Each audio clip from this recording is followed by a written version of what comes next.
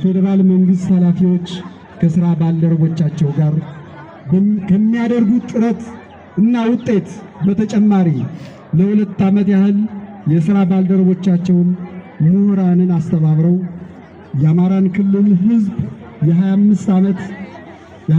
ዓመት የአሻጋሪ እድገትና የዘላቂ ልማት ፍኖተ ካርታ የ5 ዓመት የመካከለኛ ዘመንና የአሻጋሪ እድገትና የዘላቂ ልማት ስትራቴጂ እቅድ የቁጭት እቅድ በማዘጋጀት በማጠናቀቅ ለትውልዱ ያስረከቡና አሻራቸውን በደማቁ ያሳረፉት የምንወዳቸው የምናከብራቸው መሪያችን የአማራ ብሔራዊ ክልላዊ መንግስት ፕሬዝዳንት የተከበሩ አቶ አረጋ ከበደ ዕለቱን አስመልክተው ለህዝባቸው ንግግር እንዲያደርጉ ከልብ በአክብሮት እጠይቃለሁ። አመሰግናለሁ።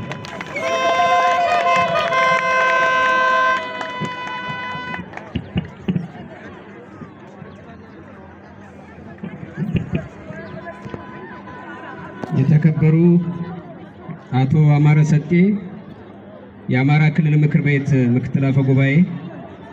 የተከበሩ ዶክተር አብዱ ሁሴን የአማራ ብሔራዊ ክልላዊ መንግስት ምክትል ርዕሰ መስተዳድር፣ ክቡራን ምክትል ርዕሰ መስተዳድሮች፣ ክቡራን የተከበራችሁ የአማራ ክልል መንግስት አመራሮች፣ የባህር ዳር ከተማ አስተዳደር አመራሮች፣ የተከበራችሁ የሃይማኖት አባቶችና የሀገር ሽማግሌዎች፣ የተከበራችሁ የአማራ ክልል አርበኞች ማህበር አመራሮች፣ የተከበራችሁ የሀገር መከላከያ ሰራዊት እንደዚሁም ደግሞ የፌደራልና የክልላችን የፖሊስ ሰራዊት አባላት፣ የተከበራችሁ የክልላችን ነዋሪዎችና መላ ኢትዮጵያውያን፣ የተከበራችሁ የውቤቷ ባህር ዳር ከተማ ነዋሪዎች፣ በአጠቃላይ በሁሉም የክልላችን የአስተዳደር እርከኖች ለታላቁ የህዳሴ ግድብ ወይም ደግሞ በአሁኑ ሰዓት ንጋት ብለን የጠራነውን ግድባችንን መጠናቀቅን አስመልክቶ የደስታችን ተካፋይ ለሆናችሁ ሁሉ ክቡራንና ክቡራት፣ ከሁሉም በማስቀደም በበርካታ ክፍለ ዘመናት የጸና ፍላጎታችንና የበርካታ ዓመታት የሥራ ውጥናችን የሆነውን የታላቁን የኢትዮጵያ ህዳሴ ግድብ ወይም ቀደምት አባቶቻችን እንዳወረሱን የአድዋው ድል ሁሉ ለመላ ጥቁር ህዝቦች በተለይም ደግሞ በድህነት ለሚማቅቁ አፍሪካውያን ሀብታቸውን ተጠቅመው በዘመኑ የልማት አርበኝነት የአይበገሬነትና በራስ አቅም የይቻላል መንፈስ ተምሳሌት በመሆን በክብር ተጠናቋል። ጠላቶቻችን በኢትዮጵያ የኢኮኖሚ አቅመቢስነት የተዘባበቱ የዘረጉትን ያይሳካላቸውም ትርክት ጥሰንና በጣጥሰን ይሄው በጋራ አንድነት ቆመን ለቅኝ ገዢዎች ያልተንበረከክን ለዓለም ማህበረሰብ እንዳረጋገጥን ሁሉ ዛሬም በድጋሜ በልማት በፍጹም የአርበኝነት መንፈስ ልማት የልማሄን ግድብ አጠናቀን ለመላ አፍሪካውያን ምሳሌ ሆነን ተገኝተናል። ኢትዮጵያ እንደ አድዋ ድል ሁሉ የውስጥም ሆነ የውስጥ ጠላቶቿን በዓለም አደባባይ ሞግታ በመጨረሻም የራሷን አንጡራ ሀብት በራሷ የግዛት ወሰን ላይ ውጫዊ እርዳታና እገዛ በየጊዜው የገጠማትን ውስጣዊ ችግር ተቋቁማ የህዝብ የአይበገሬነት ልምምድ እንደ ሁነኛ አቅም ተጠቅማ ከታላቁ የአድዋ ድል በኋላ ይሄው ግድቧን አጠናቃ በዓለም አደባባይ የተጎናጸፈችው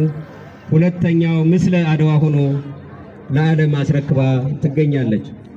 ታላቁ የህዳሴ ግድብ ቀደም ሲል እንደገለጽኩት እንደ አድዋው ድል ሁሉ ኢትዮጵያውያን ለሀገራዊ ክብራቸውና ለብሔራዊ ጥቅማቸው ሲሉ አመላቸውን በጉያቸው ልዩነታቸውን በጓዳቸው አድርገው ይልቁንም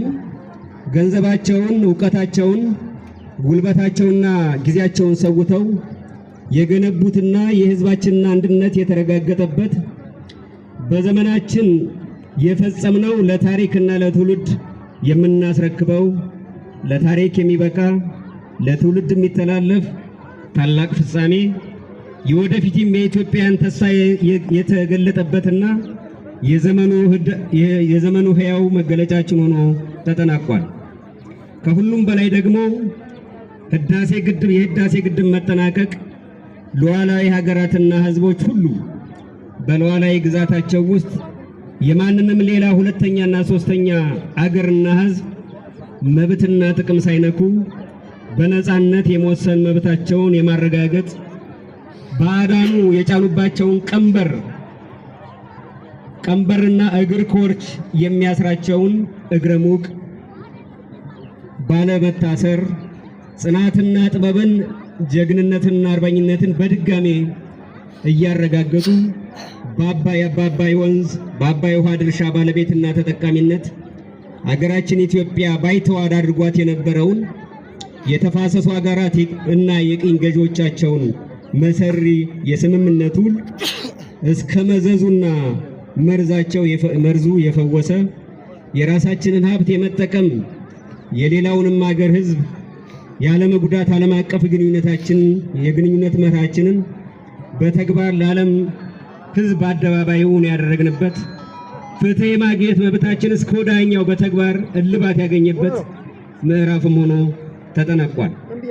ክቡራንና ክቡራት፣ የህዳሴ ግድባችን በእንዲህ አይነት ሁኔታ መጠናቀቁ ዘርፉ ብዙ ጥቅሞችን ለሀገራችን ኢትዮጵያ እንደሚያስገኝ ወይም እንዳስገኘ የታመነ ጉዳይ ነው። ሁላችሁም እንደምታውቁት የህዳሴ ግድብ ከ74 ቢሊዮን ሜትር ኩብ በላይ ውሃ ያለው ከ5200 በላይ ሜጋዋት የሚያመነጭ ከ270 በላይ ኪሎ ሜትር የሚረዝም ከ1800 በላይ ኪሎ ሜትር ስፋት ያለው በምናልባትም በአፍሪካ ትልቁ የኤሌክትሪክ ማመንጫ ኃይል ነው። ይህም በመሆኑ በመጀመሪያ ደረጃ የሀገራችን የመብራት ኃይል ወይም ኮረንቲ ተጠቃሚ የሚሆነውና በየገጠሩ በማገዶ በጭስ የሚሰቃየውን የህብረተሰብ ክፍል የኑሮና የጤና ሁኔታ በእጅጉ የሚያሻሽል በኤሌክትሪክ እጥረት ምክንያት እየተስተጓጎለ የሚገኘውን የኢኮኖሚ ልማት በተለይም ደግሞ የኢንዱስትሪና የአገልግሎት ዘርፍ ከማህበራዊ ልማት ዘርፍም በጤናና በትምህርት ዘርፍም በእጅጉ የሚያሻሽል ነው። በሶስተኛ ደረጃ የህዳሴ ግድብ አፍሪካውያንን በተለይ ጎረቤቶቻችንን በኤሌክትሪክ መሰረተ ልማት የሚያስተሳስር ቀደምት አባቶቻችን የአፍሪካ ህብረትን የመሰረቱ የአፍሪካ ውህደት እንዲፈጠር ህልማቸው የነበረ ቢሆንም ይህን ውህደት መነሻው የኢኮኖሚ ትስስር በመሆኑ ይህን የኢኮኖሚ ትስስር የሚያሳልጥና የቀደምት አባቶቻችንን እና እናቶቻችንን ህልም የሚያሳካ የወደፊቱም የአፍሪካውያንና የኢትዮጵያውያን ህልም የሚያሳካ የመሰረተ ልማት ትስስር የሚፈጥር ለኢትዮጵያም በእጅጉ የውጭ ምንዛሬ የሚያስገኝና ኢትዮጵያ በአፍሪካ ዘንድ በዓለም ዘንድ ያላትን ቅቡልነትና ክብሯን በዓለም አደባባይ ከፍ የሚያደርግ ሁነት ሆኖ ተጠናቋል። በግድቡ ምክንያትም በተመሳሳይ ቀደም ሲል በአካባቢ ያልነበሩ የመልማት ጸጋዎች በተለይም የቱሪስት መዳረሻ ቦታዎችና ሌሎች ከብዝሃ ሕይወት ጋር የተያያዙ የልማት ትሩፋቶች በከፍተኛ ደረጃ የበቀሉበት ያጎነቆሉበት ሁኔታ ተፈጥሯል። በአጠቃላይ የኢትዮጵያ ታላቁ የህዳሴ ግድብ የኢትዮጵያን ቅቡልነት ያሻሻለ የልማት ተጠቃሚነቱን የሚያሳልጥና አዳዲስ የመልማት ጸጋዎችን ያስገኘ በትልቁ ከፈጣሪ ተሰጠን በህዝባችን አበርክቶ የተረጋገጠበት በመንግስታችን ትጋት የተገኘ ገጸ በረከት ነው ብሎ መግለጽ ይቻላል። ክቡራንና ክቡራት፣ ከታላቁ የህዳሴ ግድብ መጠናቀቅ በኋላ ደግሞ በዕለቱ ኢትዮጵያን ከፍ የሚያደርጉ እና የህዳሴ ግድብ ትሩፋት የሆኑ ለህዝባችን ትልቅ ብስራት ይዞ መጥቷል። በኢፌዴሪ ጠቅላይ ሚኒስትር ክቡር ዶክተር አብይ አህመድ 7 ትልልቅ ሜጋ ፕሮጀክቶች በዕለቱ ለህዝባችን ተበስረዋል። በተለይም ደግሞ እንደ አማራ ክልል የህዳሴ ግድቡ ለዘመናት ስንፋለም እንደነበረበት ሁሉ በሀገራችን የተፈጥሮ ጋዝ የማውጣት የ50ና የ60 ዓመት ውጥናችን እውን የሚሆንበት ዘመን ሲበሰር ኢትዮጵያችን በነዳጅ በውጭ ምንዛሬና በአቅርቦት የሚገጥማትን ችግር በትልቁ የሚያቃልልና ከዚህም በተጨማሪም የአርሶ አደርና የግብርና ዘርፉ ተዋንያን የዘመናት ጥያቄ የሆነውን የማዳበሪያ ፋብሪካ መጀመርን አስመልክቶ ለኢትዮጵያ ሕዝብ ሲገለጽ እንደ አማራ ክልል ሕዝብ ለኛ በጣም ትልቅ ዋጋ ያለውና እውነትም የኢትዮጵያ የከፍታ ዘመን እየተረጋገጠ መሆኑን ያዳመጥንበት የሰማንበት ተግባራዊ እንቅስቃሴ መጀመሩንም የተገነዘብንበት ዕለት ነው። ክቡራንና ክቡራት ኢትዮጵያ ሀገራችን እስካሁን ያካበተችውን ተቋማዊ አቅም በመጠቀም የተፈጥሮ ጸጋዋን በማልማት እድገቷን ለማረጋገጥና የህዝቦቿን የኑሮ ደረጃ ለማሻሻል እየተጋች እንደምትገኝ ሁላችንም የምናውቀው ሀቅ ነው። ሆኖም ግን የቀደመ ታሪካችንንና